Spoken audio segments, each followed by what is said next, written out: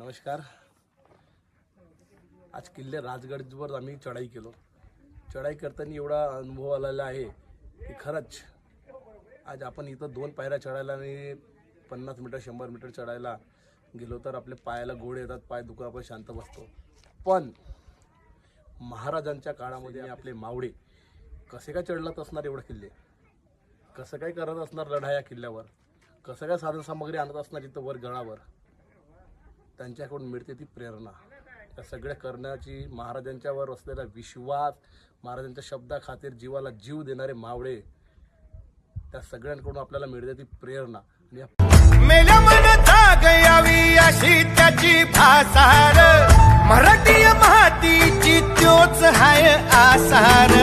दुश्मनाला धाक देई शिवरायांचं नावर, दुश्मनाला धाक देई शिवरायांचं नावर.